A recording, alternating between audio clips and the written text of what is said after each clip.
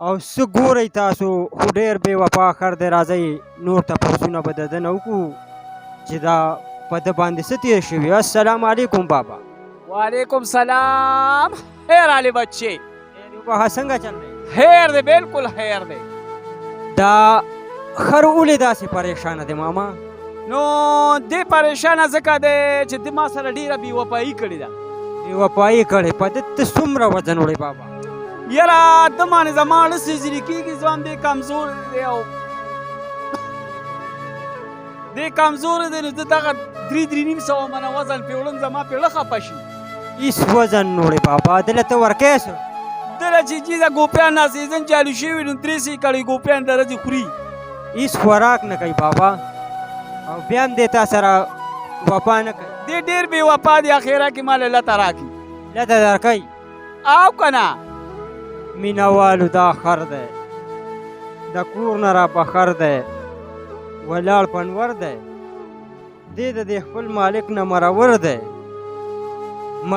مرور دی مرور جی بالکل دا شتاره شیرونه بالکل زما په پټې لګوي.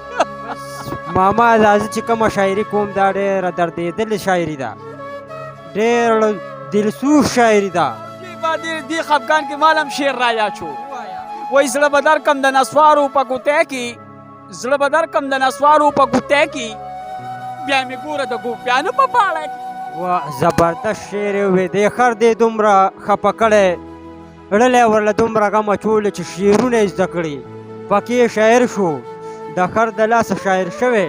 مینهوالو ته چې د خپل خر له څومره مینه ورکړې ده او څومره په مینه ورله ګوري، دا کیمره ورله غوندې راتاو کوي، دا وګورئ مینه دې له وایي. چې ابله د موږ له دومره غټه پریشاني کتلې وه چې ابله د چا شړشم له لاړو نو تقریبا 3 ګېډې شړشم یې خوړلې. د ده خو په خېټه مکمل غوړه شوي. او جي شړشم خو دې چې تخرې نه وخوړې، خو دې ظالم خوړلې، ما له غټ کار کتلی دی. اوس دې مینهوالو له څه ویل غواړې که نه؟ زه خو دا وامه چې خر ساتي نو خپله دې ولې ضرور اچوي، که خره یا که خاري.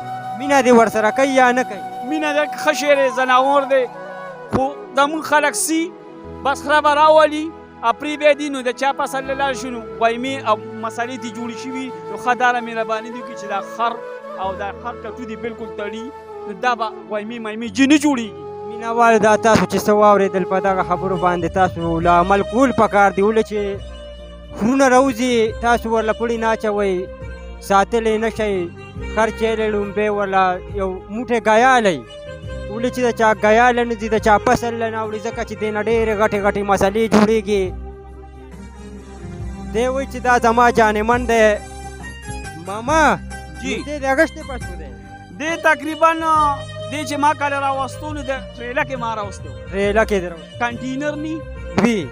نو دا ما فیصل آباد نه راوستې تقریبا هغه ټیم کې د ده 10 لکه او 25 روپۍ قیمت لګېدلی دي په سیالکوټ کې. ماشاءالله ماشاءالله مینه دې ورسره کړې ده. هغه ټیم کې چې دي نو ایله غاښونه راغه کړي، اوس چې دی نو اوس د خیره غاښونه یې کړي دي. وګوره وانې مانې خو نه کوي؟ نه نه انشاءالله سم دی سم دی. او چې بس نو بس دغه خبره ده نو بس دغه خبره ده مینهوالو. دا د اګسټ د په انګلینډ کې د ده